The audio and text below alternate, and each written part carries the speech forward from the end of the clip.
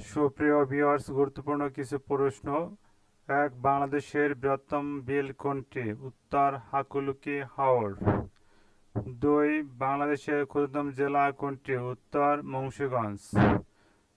তিন, বাংলাদেশের জাতীয় ফলের নাম কি? উত্তর কাঁঠাল। চার, বাংলাদেশের জাতীয় কবির নাম কি? উত্তর কাজী নজরুল ইসলাম।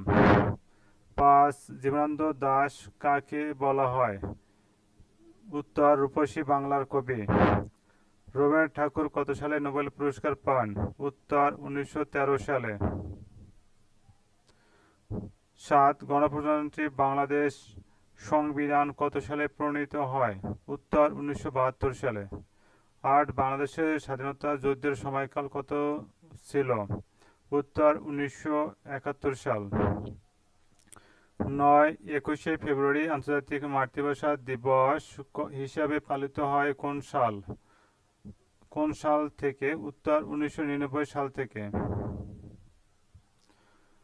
10, বঙ্গবন্ধু শেখ মুজিবুর রহমান কত তারিখে জন্মগ্রহণ করেন? উত্তর 17 মার্চ 1920। 11, সোহরাওয়ার্দী উদ্যান পূর্বে কি নামে পরিচিত ছিল? উত্তর রেসকোর্স ময়দান। পদ্মা সেতু কোন কোন জেলার সাথে সংযোগ স্থাপন করেছে? উত্তর মুন্সিগঞ্জ ও শরীয়তপুর। 13, সুন্দরবন কি জন্য বিখ্যাত? উত্তর রয়্যাল বেঙ্গল টাইগার ও ম্যানগ্রোভ বনের জন্য। বাংলাদেশের জাতীয় সংসদের স্থপতি কে?